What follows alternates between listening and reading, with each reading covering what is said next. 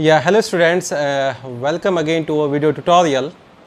आज जो हमारा जूम क्लास हुआ था उसके अंदर काफ़ी प्रॉब्लम्स था in video, there was blurredness in video, audio clarity भी ठीक नहीं थी।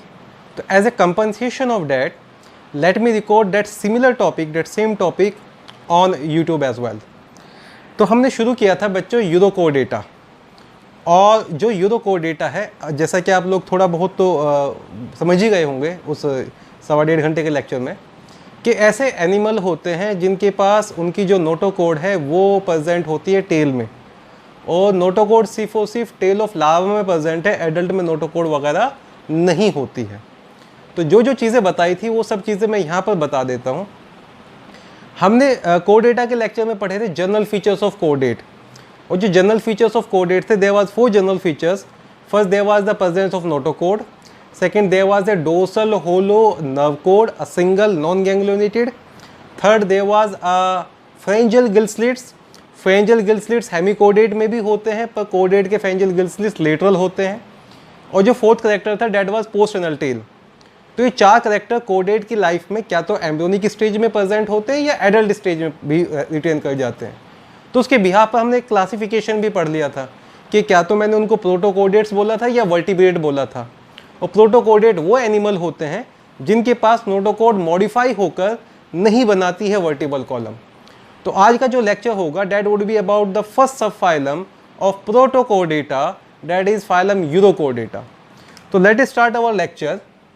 The title of lecture it is about sub phylum Urochordata. और जो यूरो होता है, यूरो का मतलब होता है टेल, और जो वर्ड कोडेट आया है वो आया है from notochord.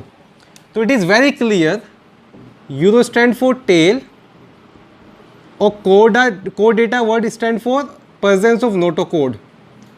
So it is worth mentioning here, आपको यहाँ पर मैं मैंशन कर देता हूँ कि इनके टेल में नोटोकोड होती है, और सिर्फ लार्वा की टेल में ही नोटोकोड होगी, एडल्ट में ना तो टेल होती है और ना ही नोटोकोड होती है।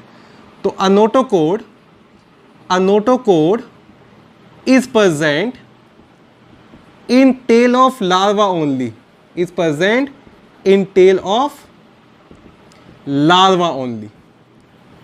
तो आगे जैसे आपको जूम क्लास पे भी मैंने बताया था कि एडल्ट्स के पास पोस्ट एनल टेल भी नहीं होती है, तो ना टेल है ना नोटोकोड है एडल्ट के पास।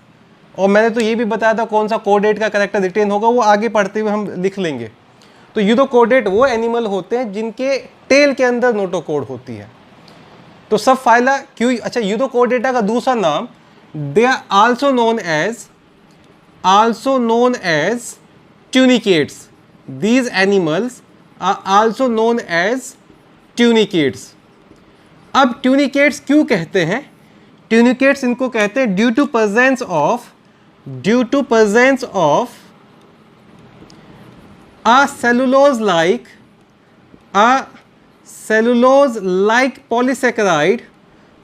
like polysaccharide covering which is leathery in nature, polysaccharide covering, और इस पॉलीसेक्राइड का नाम होता है ट्यूनिसिन, और इसलिए इसको बोलते हैं ट्यूनिक। जो ट्यूनिक होता है उसके अंदर एक सेलुलोज लाइक पॉलीसेक्राइड है, उस पॉलीसेक्राइड को बोलते हैं ट्यूनिसिन। उस ट्यूनिसिन की वजह से उनको ट्यूनिकेट्स भी कहते हैं। तो अगर ये एनिमल का बॉडी है, let's say this is the body of animal, इस एनिमल के बॉडी के चारों तरफ there would be covering cellulose like covering of polysaccharide, और इस cellulose like covering of polysaccharide के लिए वर्ड यूज करते हैं बेटा ट्यूनिसिन। तो कुछ ऐसा है कि इनका जो मेजर बॉडी होता है वो एक लेदरी लाइक पर्स के अंदर होता है, लेदरी लाइक बैग के अंदर होता है, और उस बैग को बोलते हैं ट्यूनिक, और एनिमल को बोलते हैं ट्यूनिकेट्स। तो जितने भी यूरोकोडेट पढ़ेंगे उन सबको ट्यूनिकेट कहेंगे। और ट्यूनिकेट क्यों कहेंगे? क्योंकि बॉडी के ऊपर एक ट्यूनिक का कवरिंग होता है, और ट्यूनिक काहे का बना होता है? Tunicin, and tunicin is the cellulose like polysaccharide. Is that clear? तो जनरल फीचर्स ऑफ यूरोकोडेटा शुरू कर देते हैं। The general features of Urochordata, let me find my duster. So general features of urochordate शुरू करते हैं बेटा। ये भी दो जनरल फीचर में ही आ जाएंगे, पर जैसे हम हर फाइलम को पढ़ते हैं कि भाई उनका हैबिटेट क्या होता है। अब देखो कोर डेटा पढ़ रहे हैं, और कोर डेटा में मैंने बता दिया था कि भाई ट्रिप्लोब्लास्टिक होते हैं, organ system level of organisation होता है, बायलेटरल सिमेट्री होती है, तो वो मैं रिपीट नहीं करने वाला। हाँ, कुछ एक्सेप्शन आएगा तो मैं ऐड कर दूंगा। तो जितने भी एनिमल होते हैं यूरोकोडेट के, all the members are exclusively marine, they all are found in marine water, there is not a single species in urochordata जो आप पढ़ेंगे वो फ्रेश वाटर होगा। अब जो ज़्यादातर एनिमल है, एडल्ट जो होते हैं वो सिडेंट्री होते हैं, एडल्ट्स आर सिडेंट्री, जबकि इनके जो लार्वा, सिडेंट्री वर्ड का मतलब होता है बेटा they have been very lazy, they are not moving. Sessile कभी नहीं मूव करते, सिडेंट्री जनरली मूव नहीं करते, they are attached to a substrate, attached to a substratum, a solid surface which we call substratum. तो मैं foot भी बना के दिखाऊंगा कैसे वो डिग हो जाता है मड के अंदर। And they are sedentary, adults are sedentary, while इनके जो लार्वाज होते हैं, while the larvas are freely living, freely swimming. तो ये भी एक करेक्टर आगे मैं भी डिस्कस कर लूँगा, पर अभी के लिए ये ज़रूर याद रखें। तो सारे मैराइन होते हैं, एडल्ट्स इनके सिडेंट्री होते हैं। देन एक और, अच्छा एडल्ट्स कुछ सॉलिटरी भी होते हैं, कुछ ग्रीगेरियस भी होते हैं। तो एसिडिया को सॉलिटरी याद रख लेना, हर्डमेनिया को नॉर्मली, एसिडिया को आप सॉलिटरी याद रख लेना, हर्डमेनिया जनरली ग्रीगेरियस होता है, वो जनरल केस है उनका। देन एक बहुत बहुत बहुत इंपॉर्टेंट फीचर है इनका, यूरोकोडेटा का जो मेटामॉर्फोसिस होता है वो होता है retrogressive Metamorphosis. All the members of Eurochordata shows retrogressive metamorphosis। अब retrogressive metamorphosis का मतलब क्या होता है वो सुनिए आप। जनरली मेटा का मतलब होता है चेंज, और मॉर्फोसिस का मतलब होता है बॉडी फॉर्म। आपके पास ये एक ऑर्गेनिज्म है, ये एक एनिमल है, ये उसका लार्वा है, और लार्वा जब मेटामॉर्फोसिस करता है तो क्या बनता है बेटा, एडल्ट बनता है। अब केस नंबर 1, अगर लार्वा के पास प्रीमिटिव करेक्टर है और एडल्ट के पास एडवांस करेक्टर है,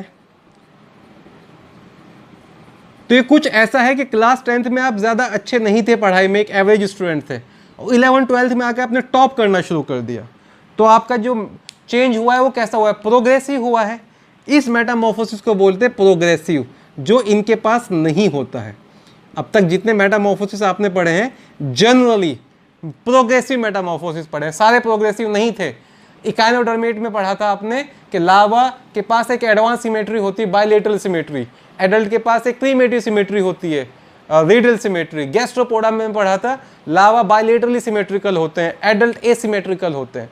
वो प्रोग्रेसिव मेटामॉर्फोसिस नहीं थे, पर उनको हमने रेट्रोग्रेसिव भी नाम नहीं दिया है क्योंकि सिर्फ बॉडी सिमेट्री ही चेंज हुआ है, लॉस्ट नहीं हुए ज़्यादा स्ट्रक्चर्स। पर अगर जो लार्वा है उसके पास एडवांस्ड बॉडी स्ट्रक्चर्स हैं, advanced body form, they are having certain advanced body structure, और जब वो एडल्ट में कन्वर्ट होता है तो प्रीमेटिव बॉडी स्ट्रक्चर आ जाते हैं, वो एडवांस खत्म हो जाते हैं, primitive body form is there. ऐसा मेटामॉर्फोसिस जिसमें एक advance form of larva primitive form of larva में ट्रांसफॉर्म हो जाए, उस मेटामॉर्फोसिस को बोलते हैं रेट्रोग्रेसिव मेटामॉर्फोसिस। जो वर्ड रेट्रो होता है बेटा, इसका मतलब होता है समथिंग बैक इन टाइम। आपने पढ़े होंगे कि भाई रेट्रो सॉन्ग्स, पुराने गाने।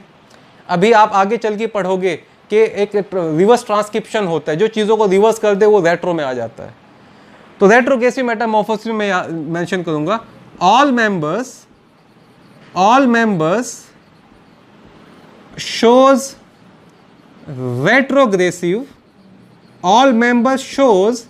retrogressive metamorphosis. And what is the meaning of retrogressive metamorphosis? A better developed larva transform into a lesser developed adult. A better developed larva transforms into a less developed adult. हम mention ही कर देते हैं ना यहाँ पर कि भाई larva के पास कौन से एडवांस करेक्टर होते हैं सर, और एडल्ट के पास कौन से प्रीमिटिव करेक्टर होते हैं। तो जो इनका लार्वा होता है, मैंने अभी तक तो ये डिस्कस किया है कि लार्वा फ्रीली स्विमिंग होता है। लार्वा के पास एडल्ट के चारों कैरेक्टर होते हैं। In their larva have all 4 coded character. Larva have all 4 coded character. कौन कौन सा कोडेड कैरेक्टर होता है? जो पहला कोडेड कैरेक्टर है बेटा वो नोटोकोड। और नोटोकोड कहाँ प्रेजेंट होती है? In larva notochord is present in tail. ठीक है। सेकंड, लार्वा के पास पोस्ट एनल टेल भी होती है, जो एसिडिया में भी देखने को मिलती है। पोस्ट एनल टेल में भी present, post anal tail present. Larva के पास नर्व कोड भी होती है, डोर्सल होलो सिंगल नॉन गैंग्लियोनेटेड होलो सिंगल डोर्सल नर्व कोड। और इनके लार्वा के पास फेरेंजियल गिल स्लिट्स भी होते हैं, फेरेंजियल गिल स्लिट्स। ये तो होगा बेटा लार्वा वाले कैरेक्टर। अब मैं बता देता हूँ एडल्ट्स के पास कौन से कैरेक्टर होते हैं, क्यों उसको बोलते हैं रेट्रोग्रेसिव मेटामॉर्फोसिस हुआ है इन एडल्ट। अब यहां पे मेंशन कर लेते हैं एडल्ट कैरेक्टर। देखो याद रखना, एडल्ट के पास नोटोकोड नहीं होती है। The notochord it is not present in adult, not present in adult. तो जब उनका मेटामॉर्फोसिस होता है, उनका टेल डिसअपियर हो जाता है, तो टेल के अंदर जो स्ट्रक्चर होती है वो भी डिसअपियर हो जाती है। पोस्टनल टेल नॉट प्रेजेंट। अब बाकी के दो कैरेक्टर आते हैं। अगर हम बात करें डोर्सल नर्व कोड की, नर्व कोड नहीं होती है, nerve cord is absent. So I will love to mention here nerve cord is also absent, nerve cord absent. पर नर्व कोड ट्रांसफॉर्म हो जाती है अलग स्ट्रक्चर में। Nerve cord develops into ganglion, nerve cord develops into ganglion. तो इनके पास जो भी नर्वस सिस्टम होगा, जो भी ब्रेन लाइक स्ट्रक्चर होगा, वो गैंग्लियन से रिप्रेजेंट होगा। And that is not A caudate like structure, caudate like character. ये कोडेट का कैरेक्टर नहीं होता है। तो तीनों कोडेट के कैरेक्टर हो गए डीजनरेट। अकेला जो कोडेट का कैरेक्टर एडल्ट के पास मिलेगा, that would be pharyngeal gill slit, pharyngeal gill slit. और इनको गिल क्लेफ्ट बोलते हैं, क्लेफ्ट माने small openings. Pharyngeal gill cleft और pharyngeal gill slit, pharyngeal gill slits or cleft, they are retained in adult। तो अगर आपसे कभी कोई पूछे कि यूरोकोडेट के अंदर, एडल्ट यूरोकोडेट के अंदर कोडेट वाला कौन सा कैरेक्टर होता है, your answer should be pharyngeal gill slits। Is that clear? Okay, ignore my cap, I just got a new hair style today without any style. तो बच्चे ये क्लियर हो गया। तो पहला कैरेक्टर साइमेराइन होते हैं, एडल्ट सेडेंटरी होते हैं, रेट्रोग्रेसिव मेटामॉर्फोसिस करते हैं। I believe retrogressive metamorphosis is clear to my students. Then बच्चों इनके पास, मैं वो मेंशन कर देता हूँ जनरल कैरेक्टर में, डिफाइन कर दिया है। इनको हम ट्यूनिकेट्स कहते हैं। तो body is covered by a test of cellulose like material which we call tunic. Body is covered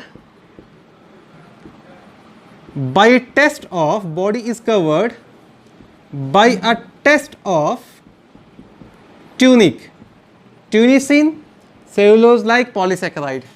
Is that clear? ये 4 मेजर कैरेक्टर हो गए।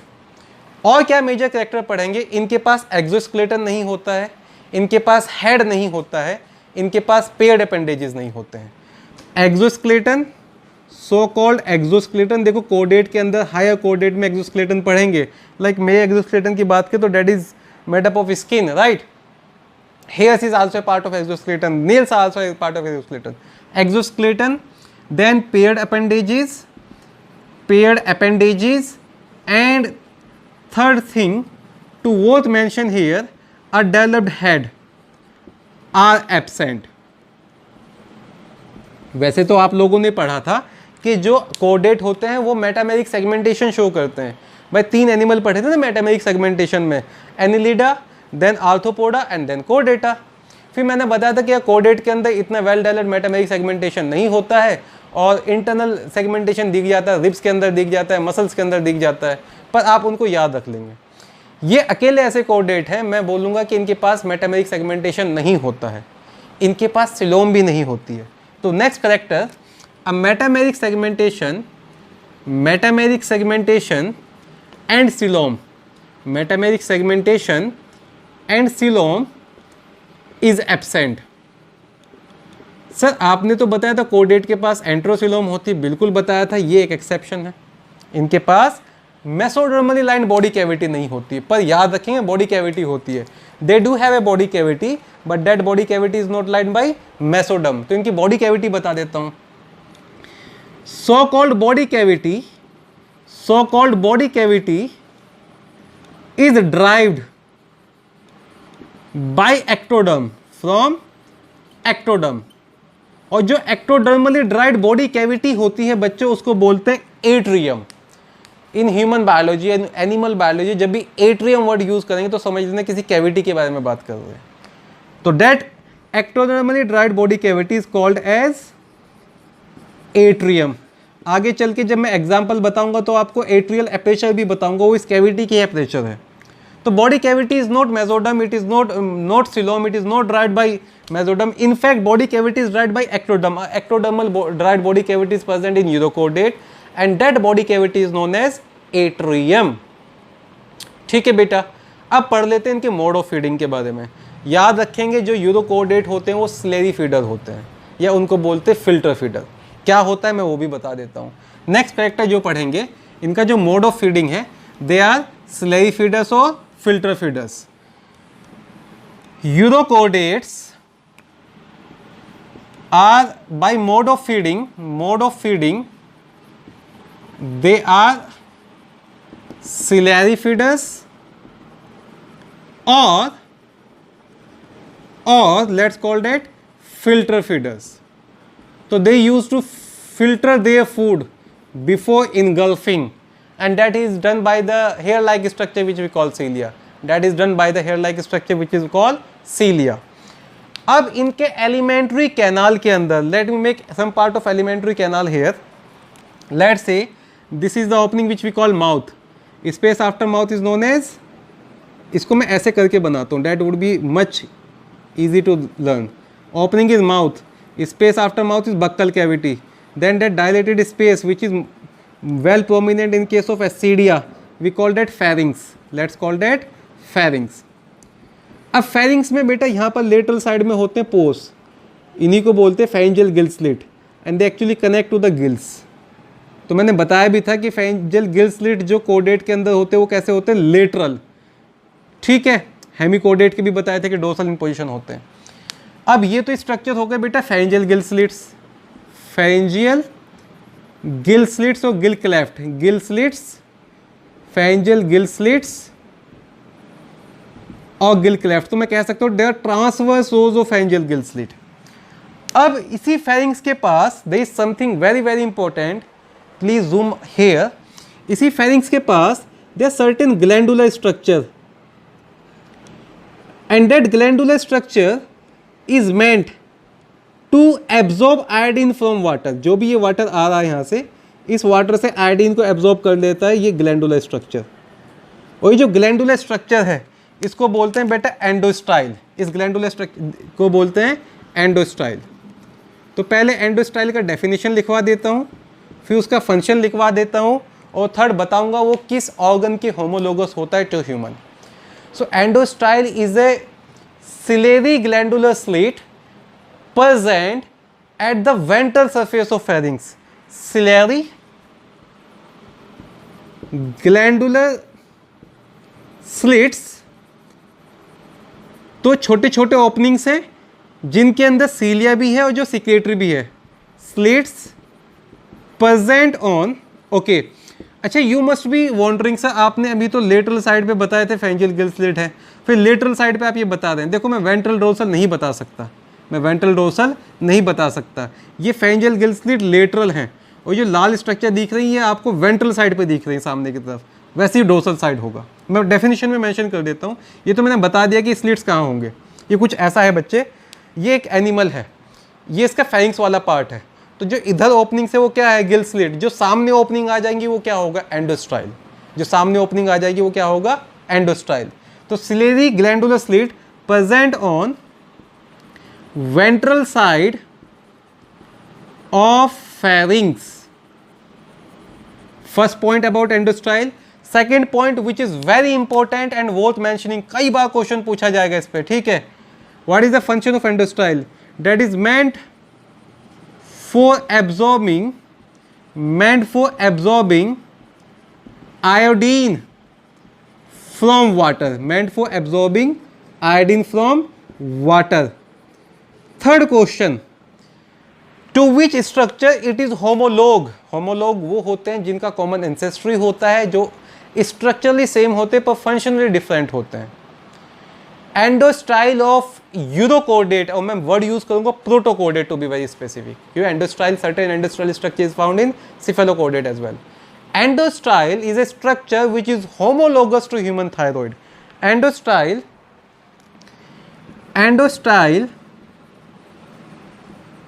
is homologous, ज्यादा डेवलप होता है यूरोकोर्डेट में। वो endostyle of urochordate is homologous to human thyroid, तो बच्चे ये कंसेप्ट हो गया अबाउट एंडोस्टाइल, ये कंसेप्ट हो गया अबाउट एंडोस्टाइल। आगे पढ़ते हैं। So let me just give you quick revision, उसके बाद I will be telling you जो वो होते हैं उनका mode of feeding. Ciliary feeder होता है, फिल्टर फीडर होता है, सीडेंट्री है, माउथ से पानी आएगा, अभी अपर्चर्स वगैरह क्लियर कर दूंगा मैं।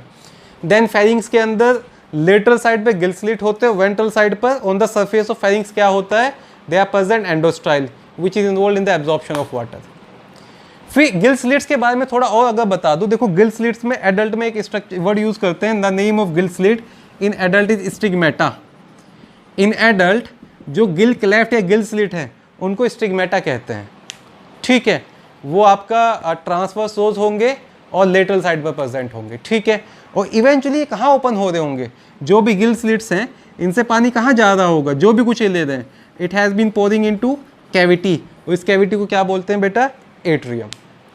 तो गिल स्लिट का कंसेप्ट क्लियर हो गया। What are the respiratory organs, answer would be gills. कैसे रेस्पिरेशन करते हैं, with the help of gill slits, ठीक है बच्चे।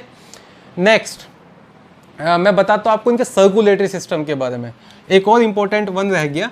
अच्छा, उसके बाद में जैसे आपको मैंने जूम पे भी बताया था, I will be discussing Herdmania and Ascidia differently, और बाकी एग्जाम्पल सियोना, सेल्पा, डोलियोलम वो सब भी मेंशन कर दूंगा मैं, ठीक है। That is more like a revision lecture to you students. This is what I believe. Then I was telling you about the circulatory system of Urochordate. Circulatory system, सबसे पहला स्टेटमेंट जो याद रखना है, इनका सर्कुलेटरी सिस्टम ओपन टाइप होता है। You better know what is open type of circulatory system when blood is directly pumped into the open spaces. इसमें एट्रियम में ब्लड पंप हो जाएगा, ठीक है। उन ओपन स्पेसिस को हम लेक्यूने या फिर सैक लाइक स्ट्रक्चर, क्या वर्ड यूज किया था, सैक्यूल या लेक्यूने बोल देते हैं, ठीक है बेटा। इनका जो हार्ट होता है, पहला कंसेप्ट हार्ट के बारे में वो वेंट्रल है, दूसरा कंसेप्ट हार्ट के बारे में वो न्यूरोजेनिक है, जो बीट ऑफ हार्ट है वो न्यूरॉन से जनरेट होगा। तीसरा कंसेप्ट हार्ट के बारे में वो ट्यूबुलर है और सिंगल चैम्बर्ड है, ट्यूबुलर सिंगल चैम्बर्ड हार्ट। अभी तक आप शायद रेयरली यूरोकोर्डेटा के अलावा ऐसे कोई एनिमल पढ़ोगे जिसमें सिंगल चैम्बर्ड हार्ट होता है। तो जो हार्ट है उसके पास वॉल्व्स नहीं होती है, ventral and valveless, neurogenic and single chambered. मैंने आपको ये भी बताया था कि इनका हार्ट पूरे एनिमल किंगडम में सबसे यूनिक है। इनके हार्ट के पास हार्ट पेरिस्टाल्टिक मूवमेंट शो करता है and backward and forward flow of blood करता है। तो हार्ट अंडरगो, फॉर एग्जांपल, जब पेरिस्टाल्टिक मूवमेंट करेगा तो एंट्री ऑफ ब्लड भी होगा, और जब वो दूसरा पेरिस्टाल्टिक मूवमेंट करेगा आफ्टर ब्रेक, सिस्टोल डायस्टोल नहीं हो रहा है यहाँ पर, तो there is backward and forward flow of blood from the heart. इसको बोलते हैं to and fro circulation of blood. जो हार्ट होता है it shows to and fro circulation of blood, something very very very very different जो किसी भी animal kingdom में नहीं मिलेगा, circulation of blood. It's worth mentioning here The flow of blood in urochordate is alternately forward and backward. So it shows alternately movement of forward and backward, alternately flow of forward and backward, alternately backward and forward flow of blood, alternately backward and forward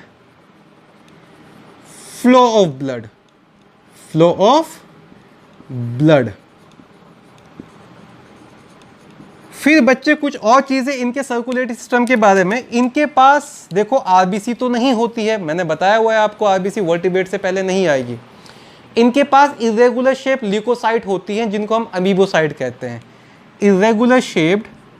irregularly shaped leukocytes, और जो ये irregularly shaped leukocytes होती हैं इनको बोलते हैं amoebocyte. इनके blood में एक और स्पेशल तरह की सेल होती है जिसका कलर ग्रीन है, तो let us select green marker. Green coloured cells are also present जिनका नाम होता है वेनेडोसाइट्स। इरेगुलरली शेप बच्चे ये भी है। पहली बात, इनका कलर ग्रीन क्यों होता है? Why are you so happy and why you are green in colour? That cell is green in colour क्योंकि सी वाटर से इसने एक एलिमेंट को एक्सट्रैक्ट कर लिया है और इस एलिमेंट का एटॉमिक नंबर है 23। The name is vanadium. क्योंकि वेनेडियम को एक्सट्रैक्ट कर रही है सी वाटर से, इसलिए इसको बोलते हैं वेनेडोसाइट। क्योंकि ये वेनेडियम को एक्सट्रैक्ट कर रही है सी वाटर से, इसलिए इसको बोलते हैं वेनेडोसाइट। और वेनेडियम की वजह से, due to presence of vanadium they are green in colour. Due to presence of vanadium they are green in colour. अच्छा, यहाँ पे एक पॉइंट मैं बताऊंगा, लिखवाऊंगा नहीं। इट हैज इनिशियली ये था कि ब्लड जो है हर्डमेनिया का ग्रीन होता है क्योंकि उसमें वेनेडियम होता है, और ये पुराने टेक्स्ट में अभी तक चल रहा है। Few years back scientist found के हर्डमेनिया के पास वेनेडोसाइट होती ही नहीं है, उनका प्लाज्मा तो ट्रांसपेरेंट होता है, कलरलेस होता है। ये नॉलेज पॉइंट ऑफ व्यू की वजह से है। अगर हर्डमेनिया का ग्रीन कलर पूछा गया तो हम वेनेडियम और वेनेडोसाइट ही आंसर करेंगे, इसलिए मैं वो लिख रहा हूँ। तो blood corpuscles, green blood corpuscles extract vanadium from sea water and that's why they are known as vanadocyte, and blood is green in color due to the presence of venedocyte.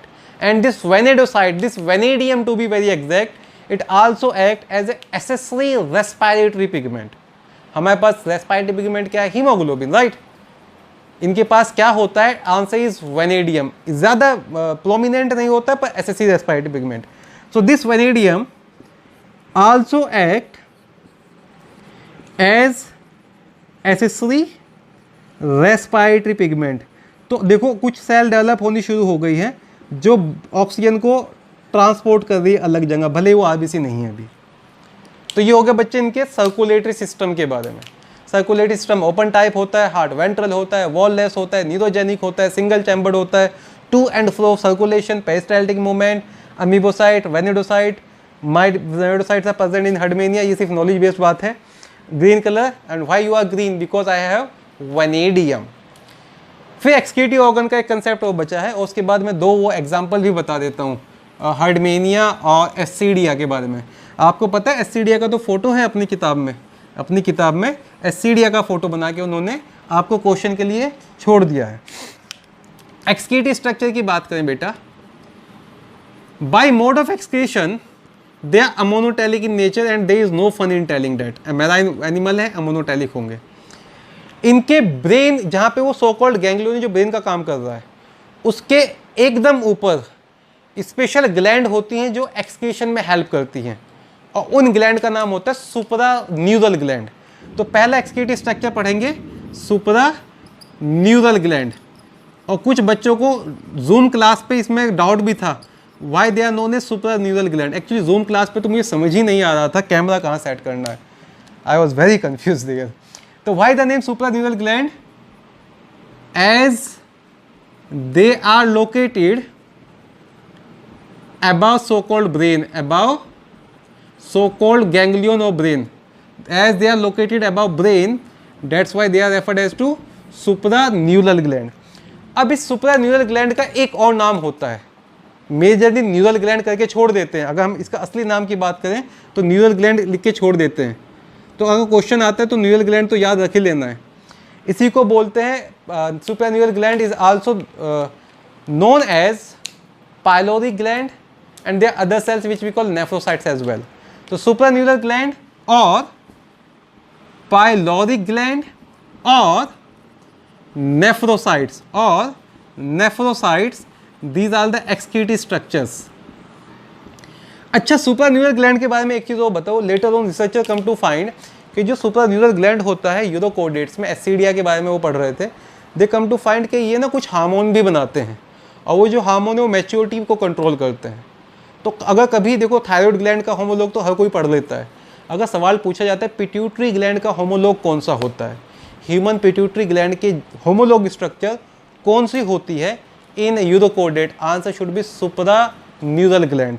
It is believed to be homolog with human pituitary. ज्यादा common नहीं है, ये कुछ ही किताबों में mention है। हो गया बेटा एक्सक्रीटरी सिस्टम के बारे में।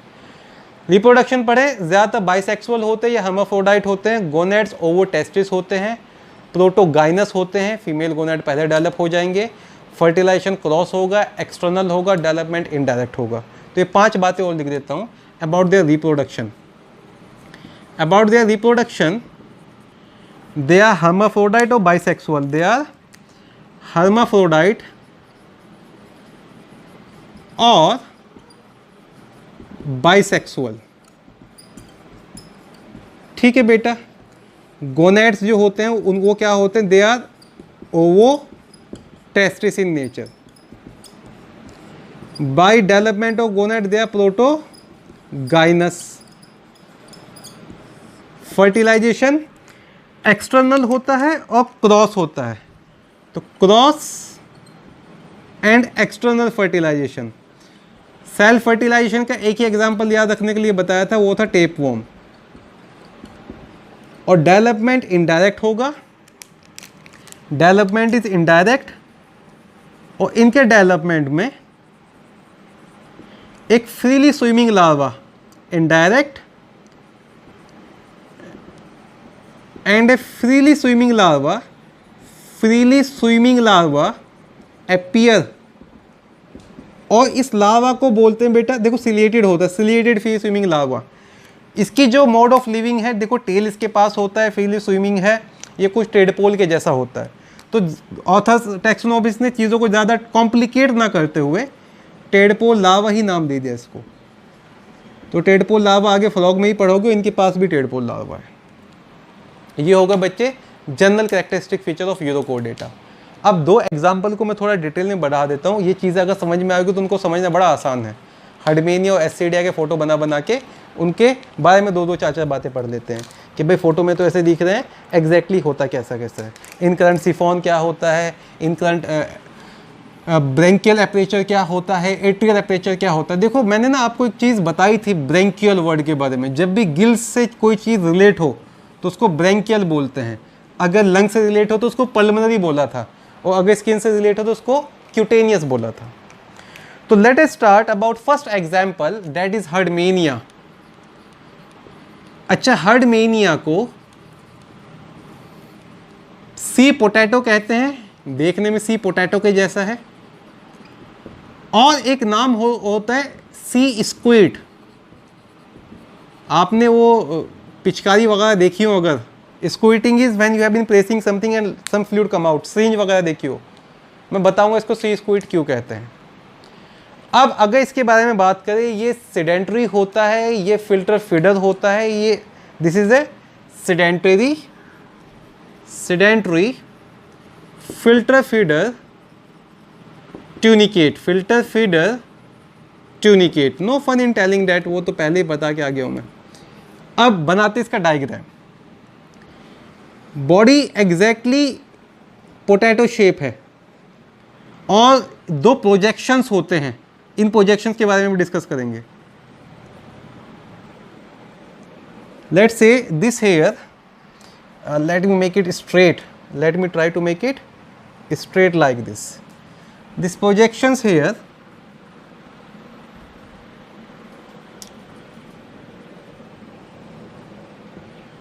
on the lower end of body,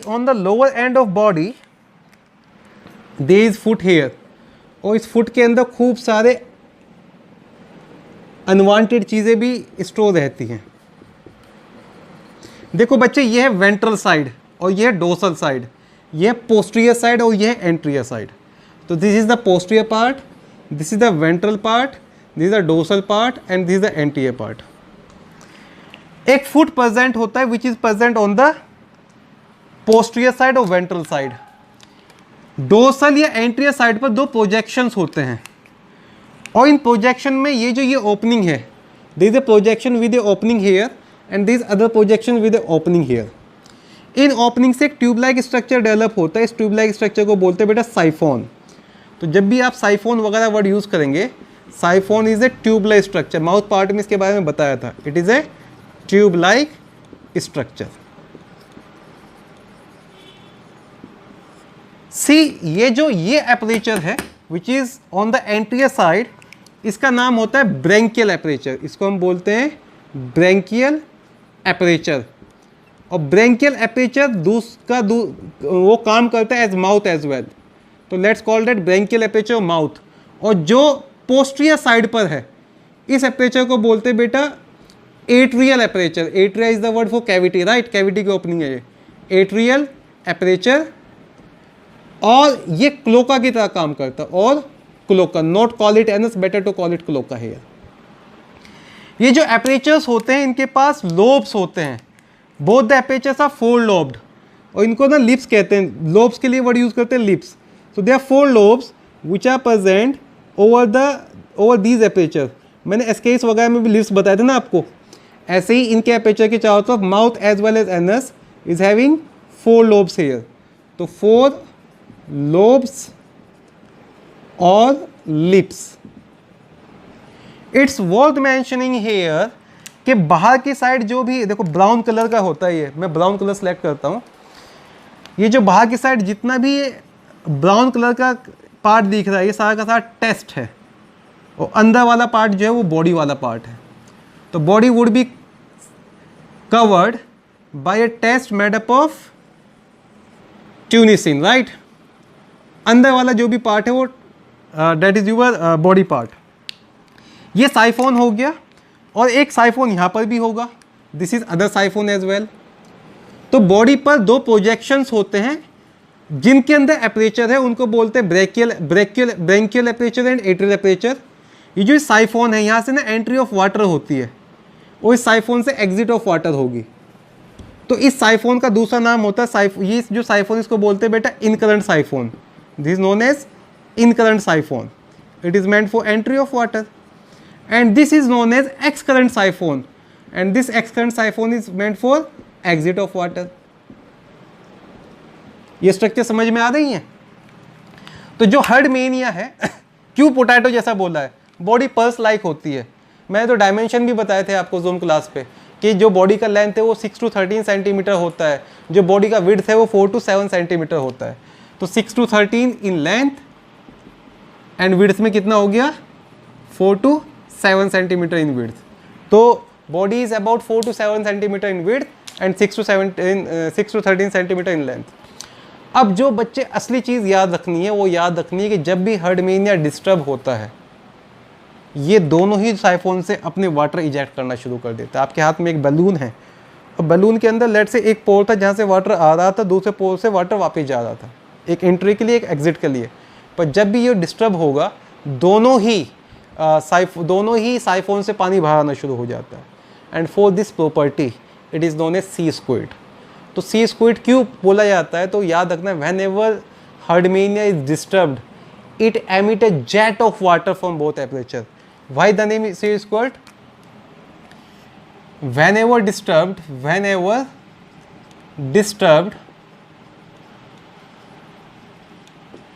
it emits a jet of water.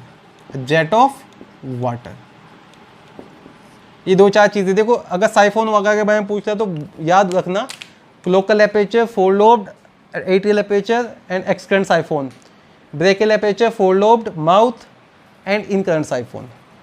ठीक है बेटा, ये हो गया आपकी कहानी हर्डमेनिया की। हर्डमेनिया के बारे में इतनी चीज़ें याद रखें, these are the basic things, इससे ज़्यादा डिटेल में नहीं पूछा जाता है। अब वो फोटो बना देता हूँ जो अपने एनसीईआरटी में एस्सीडिया वाला, और एस्सीडिया के बारे में 2-4 चीज़ें बता दूंगा। टिफ्लोसोल जरूर याद रखना, टिफ्लोसोल होता है एस्सीडिया के पास। Let me make Ascidia here. देखो यूरोकोडेट्स को ना कई बार एस्सीडियंस भी कहते हैं, ट्यूनिकेट्स तो कहते ही हैं पर उनको एस्सीडियंस भी कह देते हैं। वो एस्सीडियंस क्यों कह देते हैं? क्योंकि एस्सीडिया एक मेंबर है। एस्सीडियंस क्यों कह देते हैं? क्योंकि एस्सीडिया एक मेंबर है। कई बार किसी पर्टिकुलर रीजन के लोगों को हम एक नाम से कर देते हैं ना, पटौदी तो जानते ही होंगे आप, पटौदी साहिब पटौदी थोड़ा ही है वो, पर the place is Pataudi. Anyways, जो नेक्स्ट मेंबर मैं डिस्कस करने वाला हूँ बेटा, डेट इज एस्सीडिया। अब एस्सीडिया का जो बॉडी, उसका बॉडी तो पर्स लाइक था, पोटैटो लाइक था। एस्सीडिया का जो बॉडी होता है वो एक सिलेंड्रिकल सैक जैसा होता है। एस्सीडिया सॉलिटरी होता है, एस्सीडिया सिडेंटरी होता है, and it's a solitary sedentary tunicate of temperate sea. It's a solitary sedentary tunicate of which sea? Of temperate sea. Of temperate sea. तो सबसे पहले तो हम ना डायग्राम ही बना लेते हैं कि भाई कैसा एस्सीडिया देखने में लगता है, उसके बाद हम बाकी चीज़ें देखेंगे। तो let's say will making it something like this. Cylindrical sac like structure है और फिर ये इसका फुट हो जाएगा, और फुट जो कहाँ, अडल्ट का फुट कहाँ बोरो हो जाता है? सैंड में। तो दिस इज फुट हेयर। चारों तरफ इसके भी टेस्ट याद रख लेना, चारों तरफ इसके भी टेस्ट याद रख लेना। और जो टेस्ट है वो कहाँ का बना है? It is made up of tunicin. Ascidia में तो याद रखना है एपेचर्स के लेबलिंग, जो लेटरल एपेचर है उसके क्या नाम होगा और जो टर्मिनल एपेचर है उसका क्या नाम होगा। तो एक लेटरल एपेचर भी बना देते हैं। Let's say this here is lateral aperture, this here is lateral aperture here, and that was terminal aperture. जो टर्मिनल एपेचर है बेटा उसको बोलते हैं branchial aperture, that is known as branchial aperture. और ब्रैंकियल एपेचर वैसा ही होगा जैसे आपने हर्डमेनिया में पढ़ा है, बस इसके पास लोब्स नहीं होते हैं। इनकरेंट साइफोन, साइफोन बहुत छोटा होता है इनका, साइफोन इज ग्रेटली रिड्यूस्ड। अब ये जो एक्सकरेंट होता है इसका नाम होता है बेटा एट्रियल एपेचर। और याद रखना एट्रियल एपेचर क्लोका नहीं रिप्रेजेंट करता, यहाँ पर एनस रिप्रेजेंट करता है। Atrial aperture represent anus here. और इनके एनस के पास 2 लिप होते हैं, it is bilipped, there are 2 lobes which are present here. तो एनस 2 लोब्ड है, माउथ के पास लोब्स वगैरह नहीं होते हैं। ठीक है बेटा, अब कुछ फीचर्स और बता देता हूँ एस्सीडिया के। साइफोन शॉर्ट होते हैं, ऑलरेडी डिस्कस्ड। फेरिंग्स स्पेशियस होता है देन हर्डमेनिया, तो इनका जो फेरिंग्स है वो ज़्यादा स्पेशियस है। साइफोन शॉर्ट होते हैं। इनके इंटेस्टाइन में होती है सर्टेन एक्सटेंशंस, उसको बोलते हैं टिफ्लोसॉल। एक जो मैं आपको याद कराना चाह रहा था कि इंटेस्टाइन ऑफ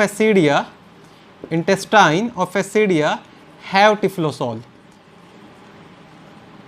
टिफ्लोसॉल देखो आपने विलाई और माइक्रो विलाई तो पढ़े जो एरिया ऑफ एब्जॉर्प्शन बढ़ा देते हैं। Large extension of intestine which increase the area of absorption is tiflosol. They are meant to increase area of absorption. आप प्लीज़ ये याद रख लेना, लीवर नहीं होता है एस्सीडिया के पास। A so called liver is absent. इनका जो इंटेस्टाइन है वो कॉइल्ड होता है, मानी with a loop. So intestine have typhlosole as well as is in loop form. कौन से यूरोकोडेट का इंटेस्टाइन लूप फॉर्म में होता है? Answer to that question should be Ascidia. Ascidia hermaphrodite होते हैं, टेढ़ पो लावा आएगा, क्रॉस फर्टिलाइजेशन होगा, एक्सटर्नल फर्टिलाइजेशन होगा, no fun in telling that. ये दो हो गए आपके। अच्छा, तो इसको प्लीज़ पहचान लेना, इसको पहचान लेना, भूल मत जाना आप लोग। ये दो एग्जाम्पल हो गए बेटा। फिर कुछ और एग्जाम्पल, सिर्फ नाम याद रख लेना, कुछ और एग्जाम्पल के नाम याद रख लेना। और मैंने बताया भी था, एक तो मेरा फेवरेट है इनमें, किसी को अगर याद हो मेरा फेवरेट जूम क्लास वाला तो मेंशन खुद ही कर ले अपने मन में, हो क्या। Next example is Doliolum. Doliolum, और इसको इसकी जो शेप होती है वो बैरल शेप होती है। क्या बोलते हो उसको आप? बेलन। Okay, whatsoever. It is having ढोलक, पता नहीं भाई, बैरल, मुझे तो लगता है कि जो वो बेलन की शेप की चीज़ होती है वो होती है बैरल शेप। तो Doliolum is a barrel shaped. फिर इनके पास होता है सियोना। देखो एक क्लायोना पढ़ाया था जो स्पॉन्जिस में था, बोरिंग स्पॉन्जिस, सियोना है। फिर होता है सेल्पा, और जो मेरा फेवरेट है वो है फाइरोसोमा। और फाइरोसोमा मेरा फेवरेट क्यों है? क्योंकि उसकी सबसे स्ट्रॉन्ग लाइट एमिटिंग एनिमल है वो। It is the one which is having most strongest bioluminescent property. तो Pyrosoma is having a most strongest